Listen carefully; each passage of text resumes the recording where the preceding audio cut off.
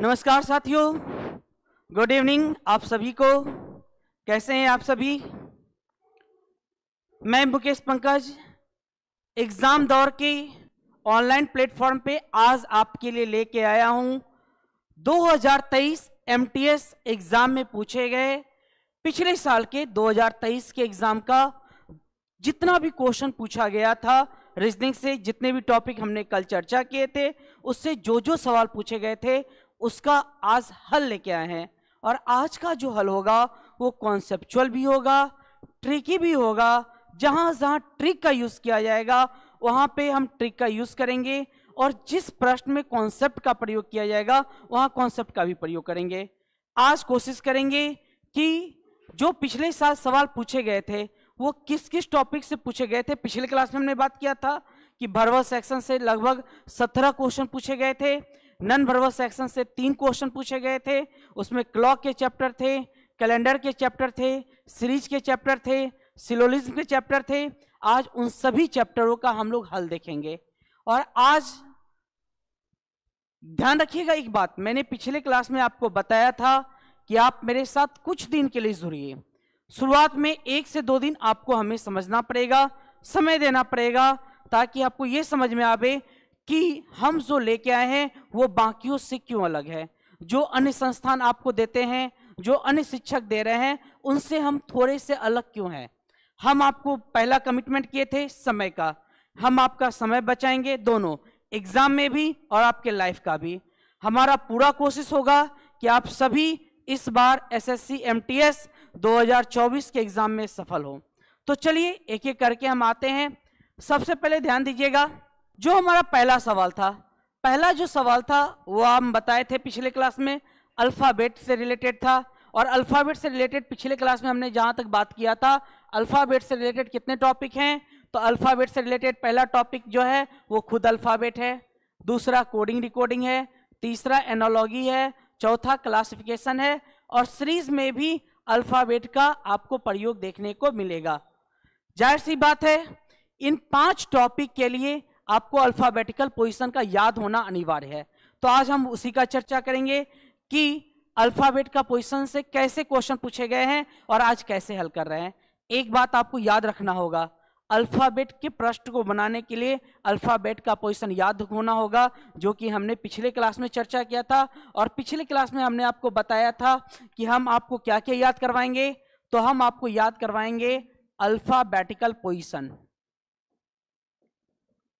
Alphabetical position जैसे अगर हम बात करें A B C X Y Z, अगर हम लेफ्ट एंड से शुरुआत करें तो हमारा जो पहला लेटर होगा वो होगा ए, दूसरा बी, तीसरा सी, एक्स का 24, वाई का 25 और जेड का 26।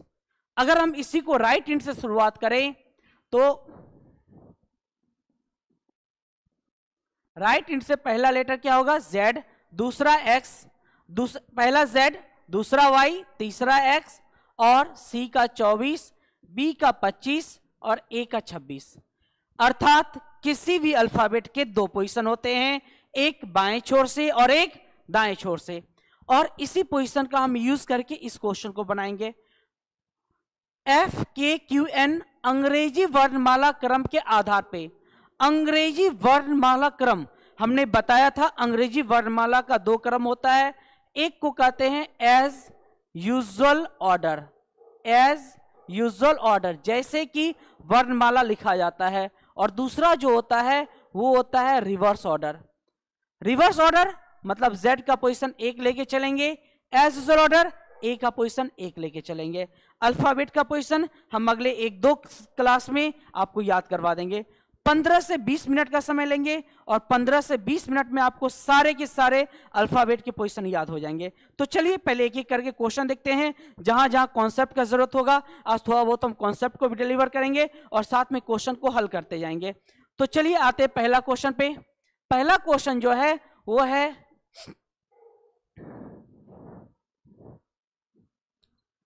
F K Q N is related to L Q W T. F K Q N का रिलेशन किसके साथ दिया गया है, एल क्यू डब्ल्यू टी। फिर कह रहा है in a certain way based on the English alphabetical order, किस पे? On the English alphabetical order, अंग्रेजी वर्णमाला क्रम के आधार पे। इन द सेम वे, उसी वे के आधार पे CHOJ को क्या लिखा जाता है? INUP। To which of the following is DOSG related to following of the same logic. DOG का इसमें किससे क्या संबंध है ये हमको बताना है। तो चलिए कुछ नहीं है, बस अल्फाबेट का पोजीशन लिख दिए, सीक्वेंस अपने आप समझ में आ जाएगा। F का 6, K का 11, Q का 17, N का 14, L का 12, Q का 17, W का 23, T का 20। कॉन्सेप्ट तो यहीं से समझ में आ गया। 6 में 6 ऐड किया गया तो 12, 11 में 6 ऐड किया गया 17, 17 में 6 ऐड किया गया 23, 14 में 6 ऐड किया गया 20। यहां भी देख लीजिए, C का पोजीशन 6, I का 9, H का 8, N का 14, O का 15, U का 21, J का 10, P का 16। यहां भी सब में 6 ऐड किया गया है। 3 + 6 9, 8 + 6 14, 15 + 6 21, 10 + 6 16। तो उसी प्रकार से यहां भी कर देंगे। तो D का पोजीशन 4, O का 15, S का 19, G का 7। चलिए शुरू करते हैं। 6 + 4 10, 10 किसका होता है? तो J का। और ये 10 कैसे याद करेंगे? इसके लिए एक शॉर्ट ट्रिक होगा, इजोटी का। किसका होगा? इजोटी। जैसे ही अल्फाबेट को अगर पोजीशन निकालना हो तो ये 5 लेटर को दिन में 10 बार और रात में 10 बार 3 दिनों तक रट लीजिए, आप अल्फाबेट का पोजीशन भूल नहीं पाइएगा। E का पोजीशन कितना? 5, J का 10, O का 15, T का 20, Y का 25। इजोटी E5, J10, O15, T20, Y25। तो J का कितना है? 10। तो J पहला किस ऑप्शन में है? 2 ऑप्शन में है। तो आगे भी चेक कर लेते हैं। यहां पे O का देखिए 15, 15 + 6 कितना? 21, 21 किसका होता है? U का। J के बाद U होना चाहिए, जो कि हमारा ऑप्शन नंबर B में है। और समय बचाने के लिए हमारा कोशिश यह होगा कि 1 से 2 जैसे ही हमारे ऑप्शन मैच कर जाएंगे, हम उस क्वेश्चन को वहीं बना के आगे निकल जाएंगे। हमेशा याद रखिएगा, जब हम सही ट्रिक पे होंगे तो ऑप्शन के एक लेटर, एक या 2 लेटर से भी हमें पता चल सकता है कि हमारा सही ऑप्शन कौन सा है। समझ में आ गया? चलिए अगले क्वेश्चन की ओर। तो चलिए फिर से चलते हैं अगले क्वेश्चन की ओर। दूसरा क्वेश्चन जो है नन वर्बल का है। कल भी हमने इस टॉपिक का बात किया था, कंप्लीट द पैटर्न, पैटर्न को पूर्ण करना। इसके बारे में मैंने आपको बताया था, ये विजुअल से रिलेटेड क्वेश्चन है। जब हम एग्जाम में क्वेश्चन को देते हैं तो हमने बताया था कि जब हम अपने दरवाजे खिड़की के डिजाइन को देखते हैं तो वो डिजाइन कुछ इस प्रकार से बना होता है कि वो पूरा का पूरा खिड़की देखने में एक अरेंज लगता है। कभी आपने ये नहीं देखा होगा खिड़की के ऊपर का हिस्सा कुछ और है, दायां हिस्सा कुछ और है, बायां हिस्सा कुछ और है, आधा तिरछा हिस्सा कुछ है। वो जब भी होता है एक पैटर्न पे होता है। वही पैटर्न यहां भी है। मान लीजिए एक खिड़की है और इसके 3 हिस्से को दिखा दिया गया है। अब चौथे हिस्से में इस ऑप्शन में से किसको पुट कर दिया जाए कि वो पैटर्न कंप्लीट हो जाए। एक बात ध्यान रखिएगा, इसको रोटेशन की अनुमति नहीं है, रोटेशन इज नॉट अलाउड। कहने का मतलब ऐसा नहीं कि हम इसको घुमा सकते हैं, जैसा इमेज है हम उसको हूबहू उस पर डालना है। तो एक ही बताइए, क्या इसको यहां डालने से क्या आकृति पूर्ण लगेगी? तो ध्यान दीजिएगा, इस आकृति में कुछ इस प्रकार से आने पे ये पूर्ण लगेगी, लेकिन इसमें एक्स्ट्रा लाइन ये है, इसमें 2 एक्स्ट्रा लाइन है, इसमें एकदम ये जो है इसको अगर पुट कर दिया जाए तो जाहिर सी बात है ये स्ट्रक्चर कंप्लीट लगेगा। अब ये कंप्लीट लग रहा है तो हमारे लिए ऑप्शन क्या होगा? Option number C. और नन वर्बल जो है सबसे आसान है, सिर्फ विजुअल का खेल है। कुछ प्रैक्टिस कर लेंगे एग्जाम में 15 से 20 सेकंड काफी होते हैं ऐसे क्वेश्चन को बनाने के लिए। एक बार हमने नजर डाला और नजर डालते एक साथ ही वो क्वेश्चन बन जाएंगे। तो इसका आंसर क्या है? Option number C. चलते हैं अगले सवाल की ओर। What should come in the place of question mark in the given series? दी गई श्रृंखला में प्रश्नवाचक चिन्ह के स्थान पर क्या आना चाहिए? ये सीरीज का क्वेश्चन है। और नेक्स्ट पिछली क्लास में हमने चर्चा किया था कि सीरीज के क्वेश्चन को बनाने के लिए आपको जोड़, घटाव, गुणा, भाग, टेबल 1 से लेकर 20 तक का टेबल, स्क्वायर, क्यूब, ये सारी चीजें याद होनी चाहिए। अगर आपका इस सब चीजों पे कुछ न कुछ कमजोर सिलेबस है, तो आप 1 हफ्ता 10 दिन लेके इस 5 चीज पे मेहनत करके उसको पहले स्ट्रांग कर लीजिए। यकीन मानिए जब तक वो स्ट्रांग नहीं होगा तब तक आप सीरीज के क्वेश्चन में फंस जाया करेंगे। फंसने का तात्पर्य यह है, बनेगा जरूर, समय लगेगा, और एग्जाम में महत्ता किसकी है? समय की। तो चलिए देखते हैं ये जो सीरीज है 5, 11, 29, क्वेश्चन मार्क 245, 731, 2189। और सीरीज का सबसे आसान तरीका है 2 चीज, या तो संख्याओं को ध्यान से देखिए, या अगर संख्याएं समझ में नहीं आ रही हो तो फिर सबका अंतर निकाल के चलते जाइए। जब हम 2-3 स्टेप में अंतर निकाल, इसको सीढ़ी मेथड करते हैं, जब हम 2-3 सीढ़ी बना के अंतर निकाल के आगे बढ़ते जाएंगे तो हमें कुछ ना कुछ आभास होगा कि ये सीरीज कैसे काम कर रहा है, या संख्याओं पे भी ध्यान देने से कभी कभी कुछ पता चलता है।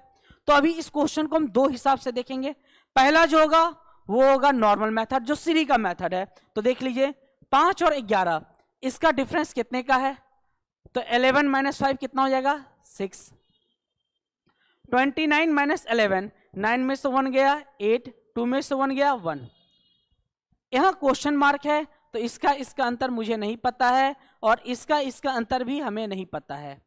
अब यहां आ जाइए, इस दोनों का अंतर कितना है? तो इस दोनों का अंतर निकाल लेते हैं। तो कितना हो जाएगा? 6 और 8, और यहां गया कितना?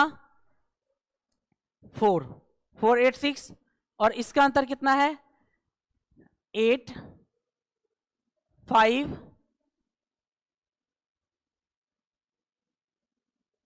1, 4, 5, 8। अब यहां ध्यान दीजिएगा, यहां का अंतर और यहां का अंतर हमें नहीं पता है, और यही एक सीक्वेंस है जो कि हमसे पूछ रहा है कि इस जगह क्या आना चाहिए। तो एक बार ध्यान दीजिए, 6 × 3 कितना होता है?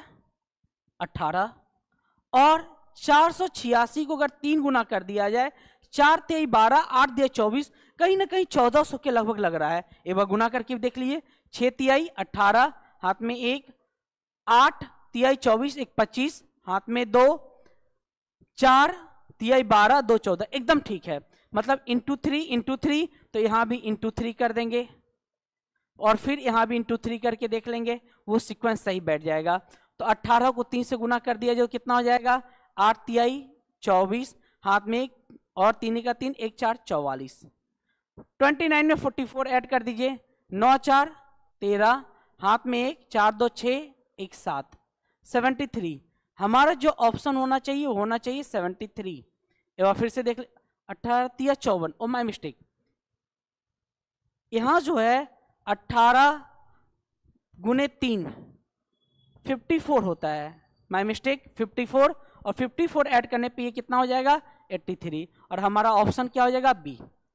ये था हमारा बेसिक तरीका, सीढ़ी का तरीका। दूसरा तरीका, अगर हमें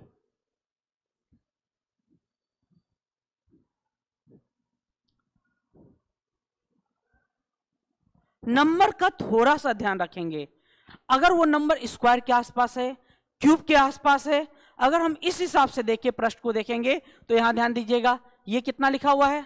5, यहां कितना लिखा हुआ है? 11। अच्छा एक चीज बताइए, 3 पे पावर 1 कितना होगा? 3 + 2 5, 3 का स्क्वायर + 2, 3 का स्क्वायर 9, 9 × 2 = 11, 3 का क्यूब + 2 27 + 2 29। तो यहां क्वेश्चन पे 3 पे पावर 4 और +2 कर दीजिए, 3 पे पावर 4 कर देंगे तो 27 × 3 कितना हो जाएगा? 81, और 81 2 कितना हो गया? 83, और फिर ये क्या हो जाएगा? 3 पे पावर 5 + 2, 3 पे पावर 6 + 2, और 3 पे पावर 7 + 2। शुरू का सीक्वेंस अगर हमें 3 से 4 सीक्वेंस समझ में आ गया तो हम उसी पे प्रश्न को बना सकते हैं। तो ये हम कब ध्यान देंगे? जब हमें स्क्वायर क्यूब याद होंगे। बिना स्क्वायर क्यूब याद हुए हम इस टाइप के प्रश्न को इस हिसाब से हल नहीं कर सकते हैं, और इसका जो आंसर होगा वो होगा 83। दोनों हिसाब से, पहला सीढ़ी का मेथड, और दूसरा चूंकि संख्याएं हमें क्यूब के और स्क्वायर के नजदीक लगी, ये 27 के, ये 9 के, ये 3 के, तो कहीं ना कहीं लग रहा है ये स्क्वायर क्यूब कुछ किया गया होगा, और हमें पैटर्न मिला 3 पे पावर 1, 3 पे पावर 2, 3 पे पावर 3 सब में +2 है, तो यहाँ 3 पे पावर 4 +2 करके हमने आंसर को निकाल लिया। ठीक है, चले अगले क्वेश्चन की ओर चलते हैं। अगले क्वेश्चन की ओर next question, what should comes in the place of question mark in the given series. दी गई श्रृंखला में प्रश्नवाचक चिन्ह के स्थान पे क्या आना चाहिए। ये फिर से सीरीज का क्वेश्चन है। 25, 39, 67, 123, 235। पहले बेसिक तरीका, और बेसिक तरीका में मैंने क्या बताया कि सबका अंतर निकाल लीजिए, आपको ये कुछ ना कुछ बता देगा। 39 में 25 को घटाइए, कितना हो जाएगा 14। 67 में 39 को घटा दीजिए, कितना हो जाएगा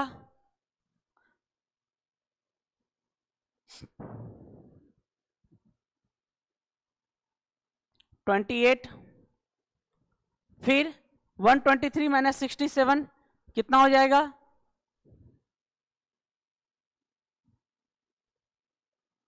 123 minus 67 70, 3, 56।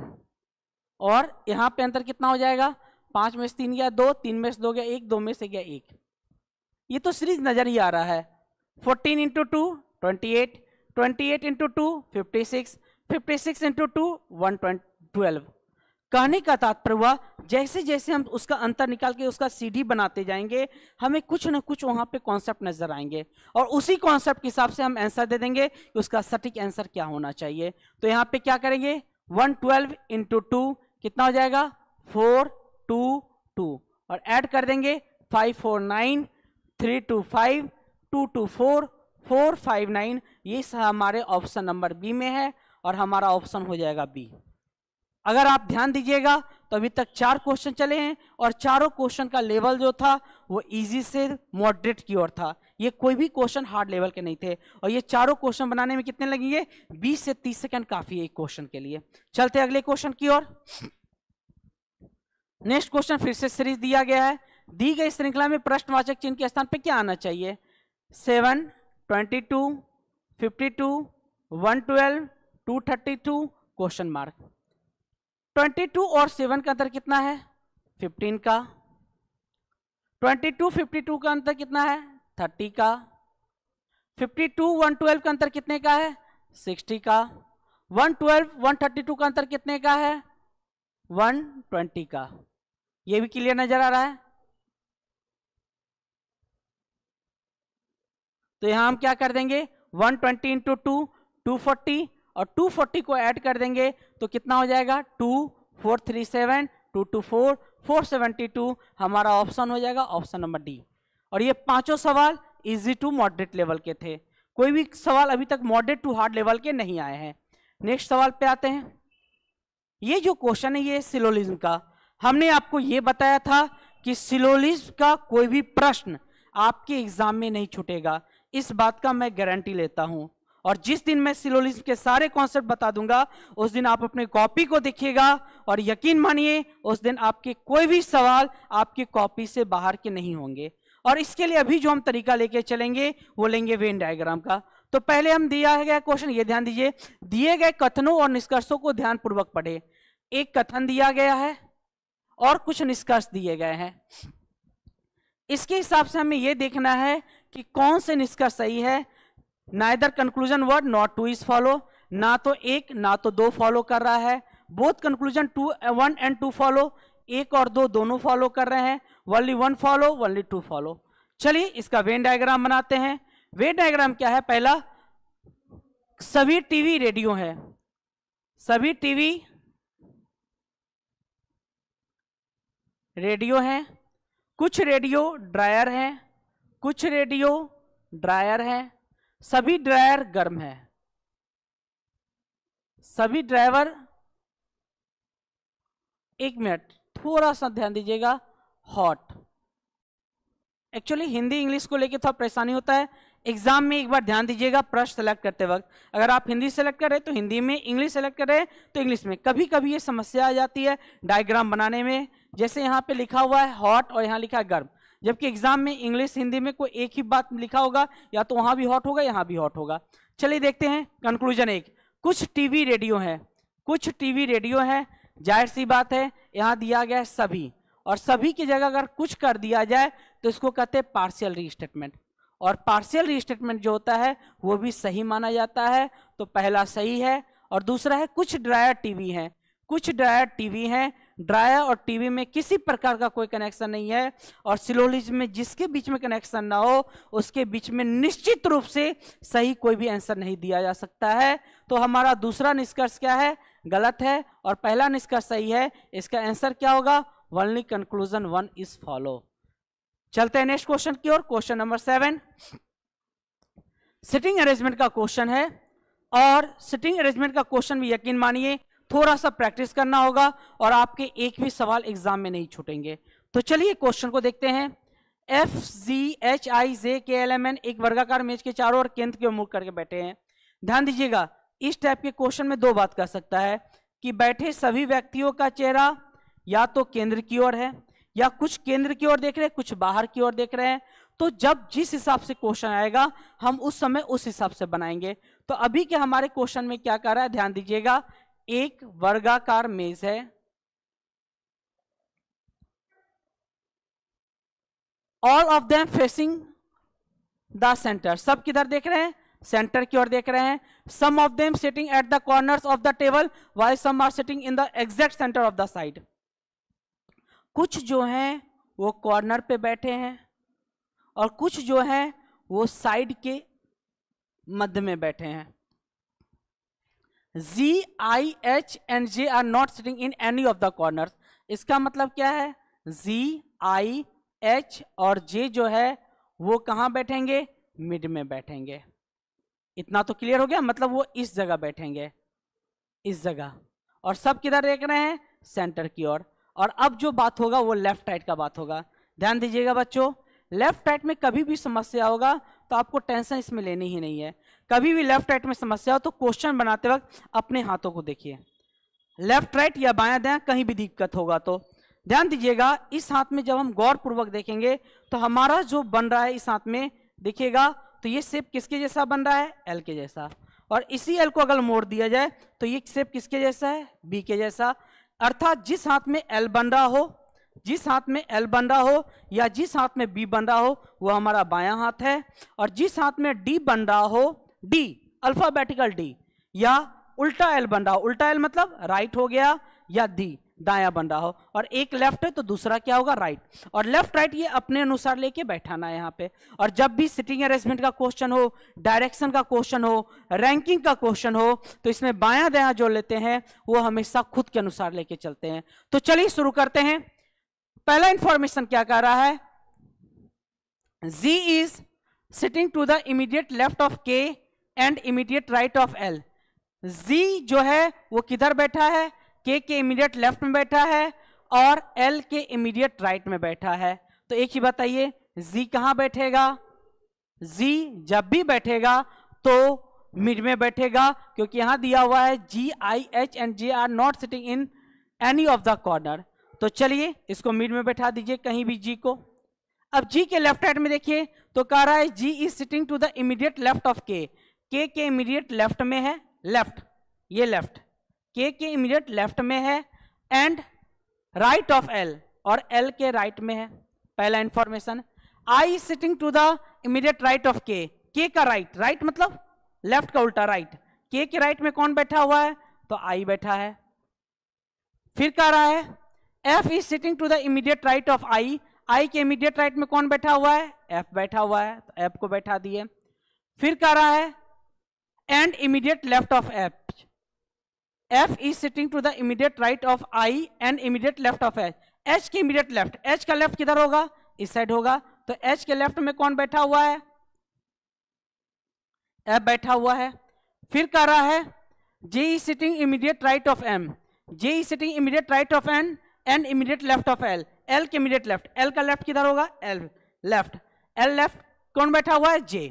J is immediate left of L। अब कौन बचा, M, तो M को यहां बैठा देंगे। अब आपसे क्या पूछ रहा है, who is sitting to the immediate left of M।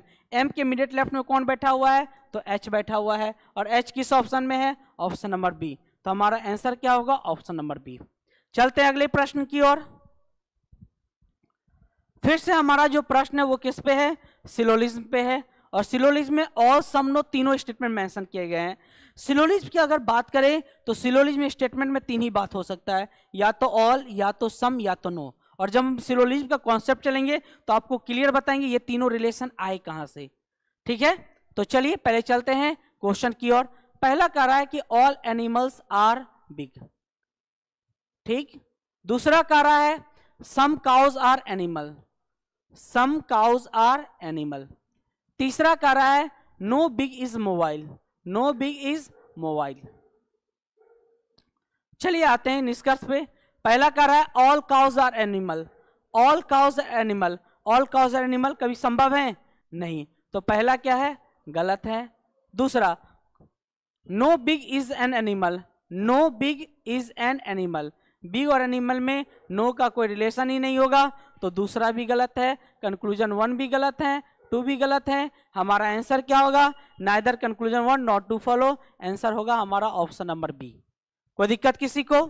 चले अगले सवाल की ओर, नेक्स्ट सवाल की ओर आते हैं। ये हमारा सवाल जो है ये मिरर इमेज का है, और मिरर इमेज के बारे में कल हमने बताया था कि मिरर इमेज में थोड़ा सा ये देखना होता है कि क्वेश्चन क्या पूछा है और मिरर का कहाँ सिंबल दिया गया है। मिरर जो है वो MN रेखा है और इसके अनुसार हमको लेफ्ट राइट इन्वर्सन कर देना है, मतलब लेफ्ट का पोर्शन राइट में, राइट का पोर्शन लेफ्ट में। तो एक चीज बताइए, ये हमारा कौन सा पोर्शन है, अभी तुरंत हमने बात किया, इसमें क्या बन रहा है, L का शेप बन रहा है, तो ये हमारा लेफ्ट है और ये क्या हो गया, राइट हो गया। तो लेफ्ट वाला कहां चला जाएगा, राइट में, राइट वाला लेफ्ट में। तो सबसे पहले किससे शुरुआत होगा, ए, और ए का खुद का इमेज देखिएगा तो ए लेफ्ट राइट दोनों से सेम है, तो इसलिए ए का कोई इमेज नहीं होगा, तो ए सेम रह जाएगा। एच, उसके बाद एच होना चाहिए, ए के बाद इस दोनों ऑप्शन में है, तो ये और ये ऑप्शन अभी ही गलत हो गए। अब इसमें एच दोनों का सेम है तो एच मिलाने का जरूरत ही नहीं है। उसके बाद 7 आना चाहिए, इसमें 5 है और इसमें 7 का उल्टा है, इसलिए हमारा आंसर क्या हो जाएगा, ए। बाकी कुछ चेक करने की जरूरत ही नहीं है। समझ में आ गया? चले अगले सवाल की ओर। मैंने ये कहा कि ये सब में पहला देख लिए तो इसमें ए, इसमें ए है, तो जी तो होना ही नहीं चाहिए, तो पहला खत्म। फिर ए के बाद क्या होना चाहिए, एच होना चाहिए, तो इसमें एच नहीं है, इसमें ए के बाद एच होना चाहिए, इसमें के है तो ये इसको मैंने हटा दिया। अब ये और ये बचे, तो एच सेम है तो एच को मिलाने की जरूरत नहीं है। आगे देखिए, इसमें 7 है, इसमें 5 है, पहले क्या होना चाहिए, 7, और इसका 2 का होना चाहिए, तो यहाँ 7 का है और हमें 7 ही चाहिए, यहां 7 बाद में है, इसीलिए हमारा आंसर क्या हो जाएगा, ऑप्शन नंबर ए। क्लियर है? चले अगले सवाल की ओर। चलिए, एक निश्चित कोड भाषा में, चलिए ये सवाल है कोडिंग डिकोडिंग का, और कोडिंग डिकोडिंग के प्रश्न को बनाने के लिए हमें फिर से जरूरत होगी अल्फाबेटिकल पोजीशन का। अगर आपको एक बार अल्फाबेटिकल पोजीशन याद हो गया, जो कि अगले 1 या 2 क्लास में हम अल्फाबेट कैलेंडर टॉपिक से जब शुरू करेंगे, तो आपको निश्चित तौर पे 15 से 20 मिनट में, यह हमारा वादा है कि आपको अल्फाबेट का पोजीशन याद हो जाएगा, और वो क्लास हमारा लाइव होगा और आप हमारे सामने होंगे, और तब आप ये जान पाएंगे कि आपके कोई भी सवाल, कोई भी क्वेश्चन नहीं छूट रहे हैं जब हम उस चैप्टर को खत्म कर दे रहे हैं। तो पहला लाइव क्लास कल हम लेने जा रहे हैं, और जब कल हम और आप एक साथ होंगे तो जब आप रिप्लाई करेंगे तो हम आपके रिप्लाई को भी देख सकते हैं। आज तो हमारा यह रिकॉर्डेड क्लास है, तो आज भर हमारे बातों को सुन लीजिए, देख लीजिए, समझ लीजिए कि कैसे प्रश्न पूछे गए हैं और कैसे आज हम सॉल्व कर रहे हैं।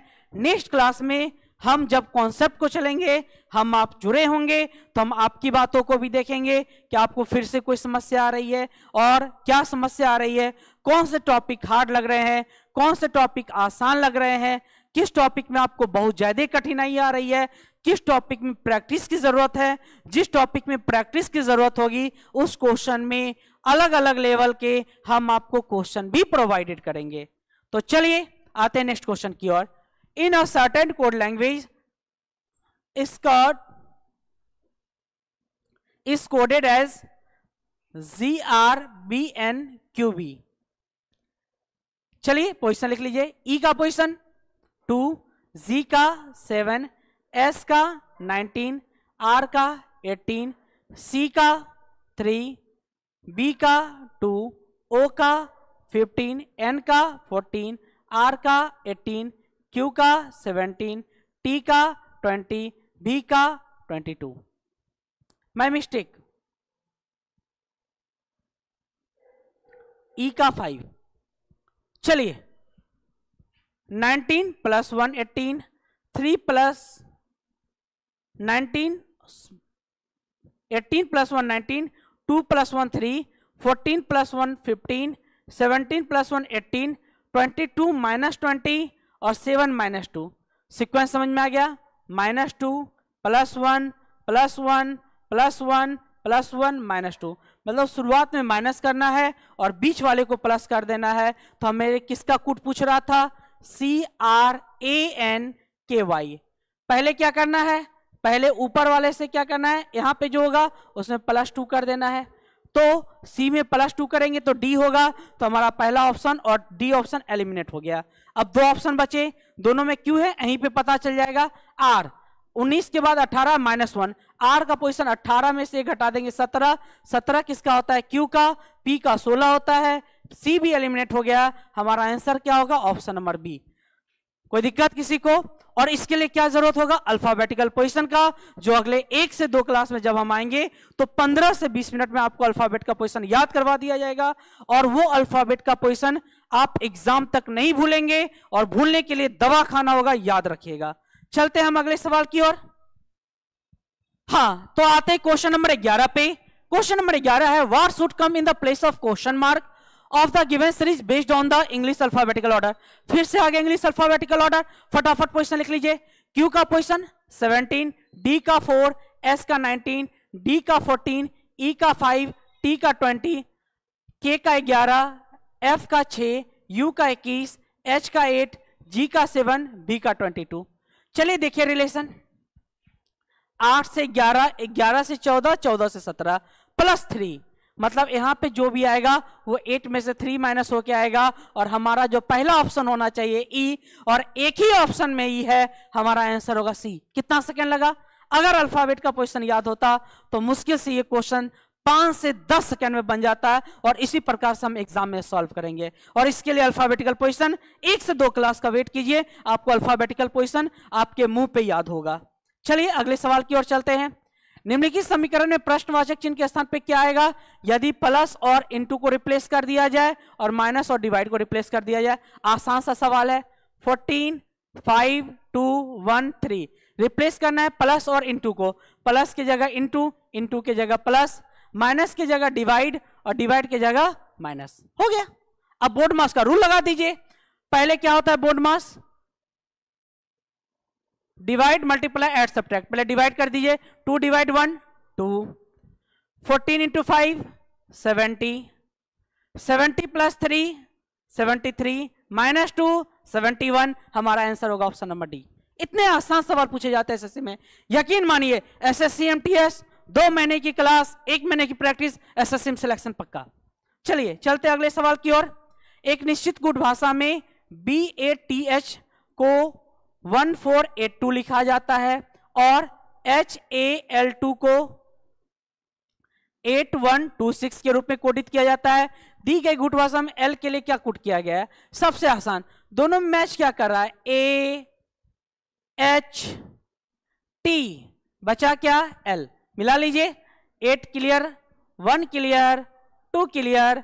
L के लिए जो कोड बचा है वो बचा है C, जो ऊपर नीचे मैच नहीं कर रहा है। हमारा ऑप्शन होगा ऑप्शन नंबर डी, जिसमें लिखा हुआ है C।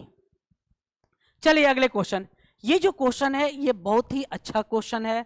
अच्छा क्वेश्चन इसीलिए है क्योंकि ये चैप्टर पढ़ने में भी मजा आएगा और इस चैप्टर में जो हमारे कॉन्सेप्ट होंगे, यकीन मानिए आप YouTube देख ले, किसी क्लास में पढ़ ले, किसी टीचर के नोटबुक देख लेंगे, किसी भी किताब को उल्टा लेंगे, हमारा कॉन्सेप्ट सबसे अलग होगा। और हमारा जो कॉन्सेप्ट का बात कर रहे हैं, बनाने का तरीका बहुतों से मैच कर सकता है। हम 2-3 तरीका से क्वेश्चन को बनाएंगे, लेकिन चैप्टर को जो समझने के लिए कॉन्सेप्ट का जरूरत होगा वो निश्चित तौर से अलग होगा। और ये अगले 1 या 2 क्लास में आप जब हमसे लाइव जुड़े होंगे तो आप ये ध्यान दीजिएगा।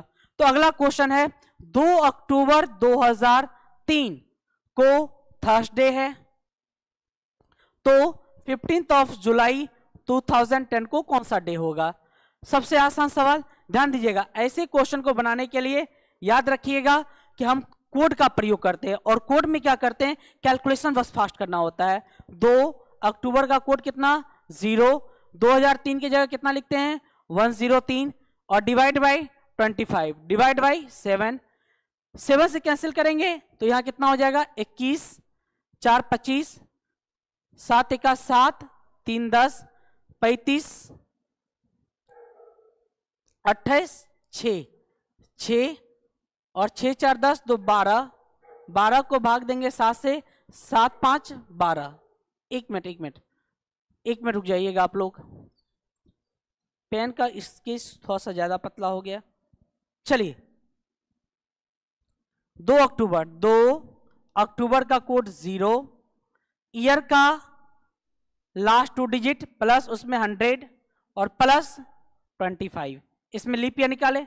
याद रखिएगा आज थोड़ा सा हम इसको बता रहे हैं, समझाने के लिए पूरा एक क्लास चाहिए, जो कि हम नेक्स्ट क्लास में मिलेंगे तो आपको समझा देंगे। Divide by number of days in a week, जोड़ लीजिए 125, 3 128, 2 130 डिवाइड बाय 7, 7 एका 7, 6 13, 7 8 56, 4 60 और 4 का मतलब थर्सडे होता है और यहाँ गुरुवार दिया हुआ है तो निकाल लीजिए।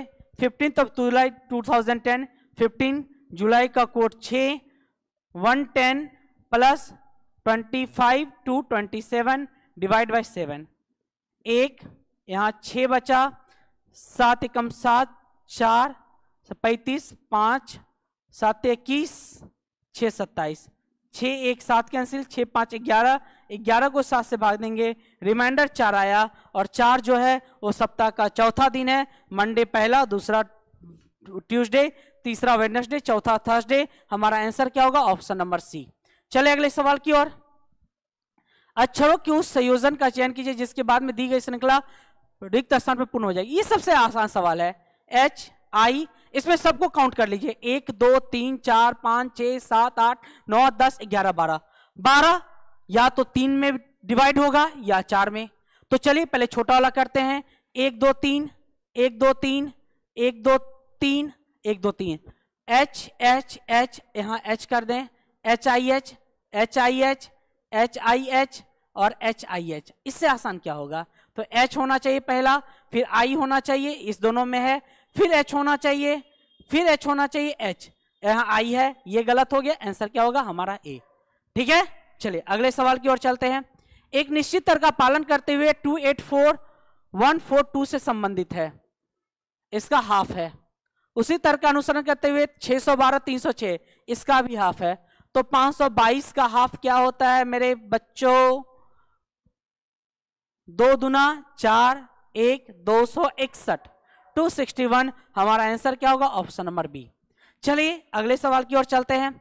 निम्नलिखित संख्या युग्मों में पहली संख्या कुछ गणितीय संख्याएं लागू करके दूसरी संख्या प्राप्त की गई है। ये जो है एनालॉगी का क्वेश्चन है और मैंने पिछले क्लास में बताया था कि आजकल एनालॉगी के क्वेश्चन जो होते हैं वो थोड़ा सा टेक्निक बदल के पूछे जाते हैं, उसमें कुछ कोडिंग का भी प्रयोग किया जाता है और उस क्वेश्चन में हमें ये नहीं लगता है कि एग्जैक्ट क्वेश्चन किसका है।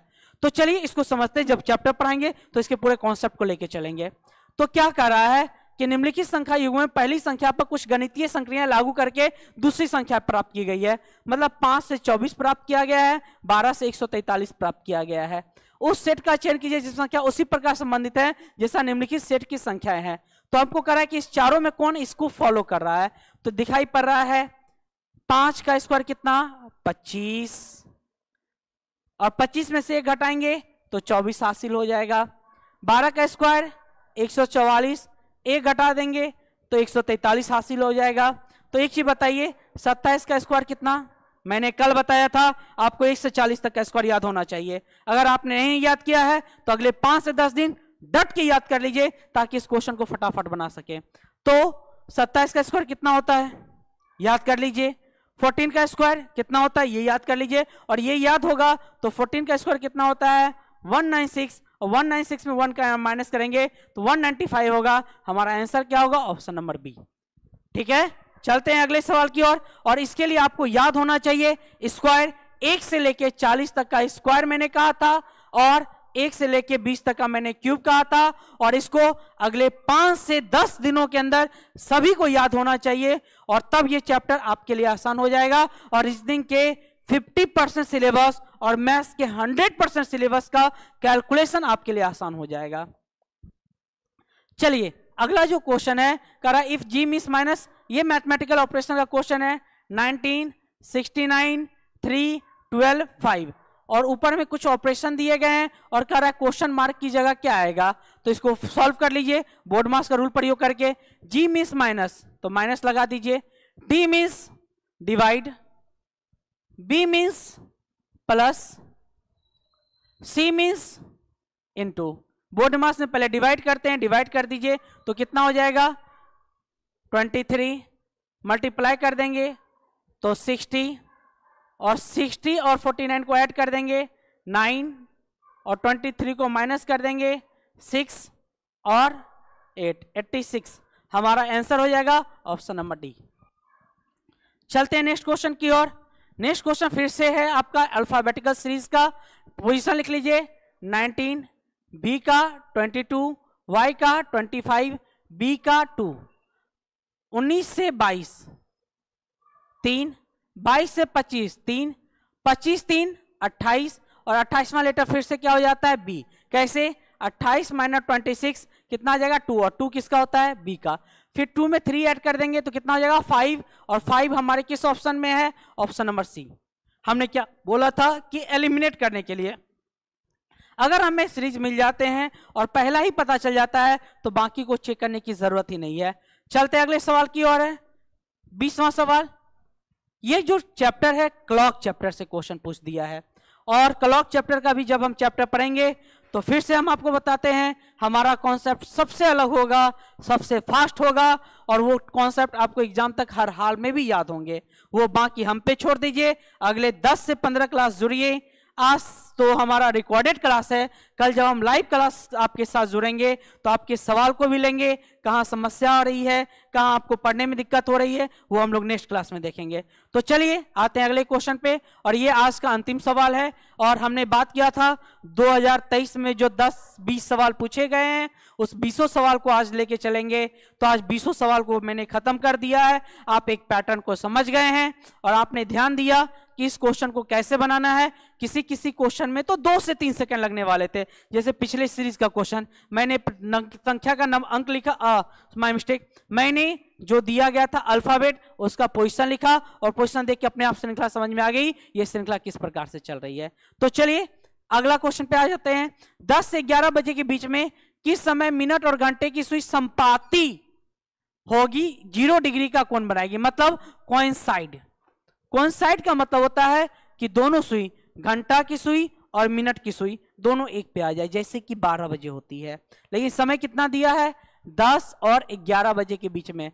जब भी ऐसा क्वेश्चन दिया जाए तो आप ये देख लीजिए कि घड़ी में 10 तक आने के लिए मिनट के सुई को 12 से कितना चलना पड़ेगा, तो मिनट के सुई को कितना चलना पड़ेगा 50 मिनट। तो आंसर जो होना चाहिए वो 50 मिनट से अधिक होना चाहिए और नन ऑफ दिस है नहीं और 50 मिनट से एक ही है 10:54.6/11 और इसको सॉल्व करना हो तो 50 को 12/11 से गुना कर देंगे। ये 12/11 कहाँ से लाए हैं हम लोग अगले 1-2 क्लास में चलेंगे, तो इसको देख लेते हैं। 12 × 60 600/11 जब इसको सॉल्व करेंगे तो हमारा आंसर आ जाएगा 54.6/11 जो कि हमारा ऑप्शन नंबर सी में है। और ऐसे भी ये क्वेश्चन ऑप्शन देखिए आसानी से बन जाएगा। कैसे 10 और 11 बजे के बीच में किस समय एक साथ होगी, तो जब भी होगा तो जब घंटा का सुई 10 पे होगा और मिनट का सुई इसको पकड़ते हुए 10 पे जाएगा और जब ये जाएगा तो 50 से ऊपर का मिनट होगा। ये हो नहीं सकता, ये हो नहीं सकता, ये हो नहीं सकता है। जब भी हमारा आंसर होगा वो होगा हमारा option number C. None of this है नहीं, इसलिए इसका आंसर 100% सी होगा और 1 सेकंड में आप इसको बना सकते थे अगर आप हमारे साथ प्रैक्टिस कर चुके होंगे। तो चलिए आज के लिए इतना ही रहते हैं। कल से हमारा लाइव क्लास शुरू होगा, हम और आप दोनों जुड़ेंगे, आपके कमेंट को भी देखेंगे, आपकी जो भी समस्या होगी हम उससे रूबरू होंगे और उस सभी समस्याओं का निराकरण अगले 15 से 20 क्लास में करने का कोशिश करेंगे। और यकीन मानिए 20 क्लास के बाद आपको किसी भी प्रकार की कोई समस्या नहीं होगी। तो चलिए आज भर के लिए इतना ही। All the best. मिलते हैं हम लोग नेक्स्ट क्लास में। जय हिंद, बाय, गुड नाइट।